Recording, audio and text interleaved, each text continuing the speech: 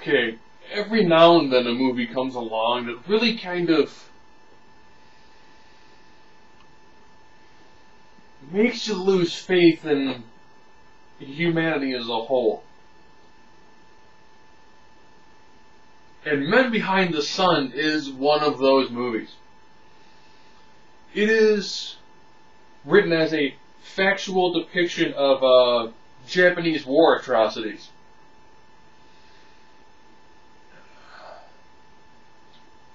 This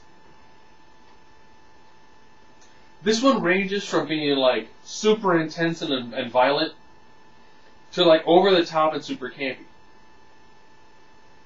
If you get to see a version that's in Mandarin with subtitles, it's better than the American, dubbed versions. Sometimes reason when Americans do anything that's a Chinese movie,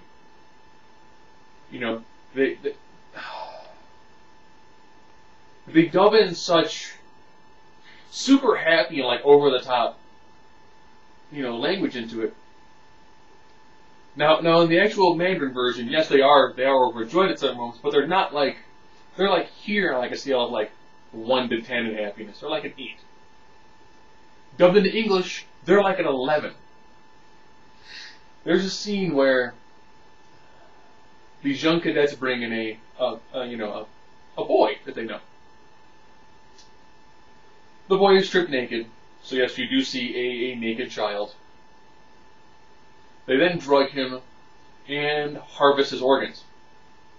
And then when they're done, they're like, look at the organs we got from this one small boy in puberty. Yes! With all the exuberance of like a dialogue from Pokemon. You're like, I gotta ride you! I gotta get the liver! It's super over the top for that. And then of course the body then goes down to essentially like the boiler room where it gets chopped up and thrown in there. This also has things like the freeze thaw test, or the deep freeze test. I forget exactly what it's referred to as. But they put a woman outside, and they cover her arms in warm water while she's outside in like the snow, so it's freezing cold. They then bring her arms in once they beat it with a stick and she's not feeling anything. They then submerge her arms into like boiling water, lift them up, and at this time you can pretty much tell that the woman stops like 2 feet away from where the arms are. The gag is done horrible. A guy then beats her arms with a stick and then peels off all the flesh. So you see these two skeletons. She's just but you see this like hard wooden carapace over her here underneath her clothes. So you can tell that the arms are just, not even remotely done well. And her screaming and her looking at it's over the top. Now that's some of the campy parts. When they do the ceramic bomb test, essentially they blow a bunch of bombs that are kind of filled with fleas. So after the people get pierced with shrapnel, that I mentioned they're pretty much crucified before they do this. They then get to have like bugs begin to eat at their giant open gaping sores. Did I mention this is a messed up movie? Then they someone strip naked and have him go into that decompression chamber. They then crank up the pressure until his intestines begin to fly out of his rectum. Rectum damn near killed him. Now, there are sequels to this movie. Now bear in mind, the plot that I gave you was, here's a factual representation of Japanese war crime. There really isn't a lot in the way of a plot.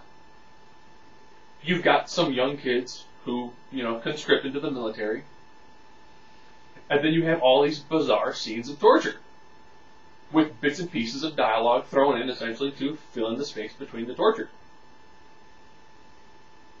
So people discuss the term torture porn now with almost all these movies. Movies made nowadays, where there is at least a semblance of a plot, intense gore and nudity.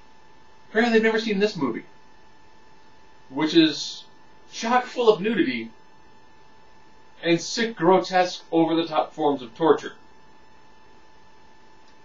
So, if you loved Cannibal Holocaust from last year's review, this one isn't as bad as Cannibal Holocaust. That's a sad thing to say, that this movie is sick and disturbing, but I have seen slightly worse. And when I do research for movies, I do find other movies that people say are much worse than this. But not quite Cannibal Holocaust.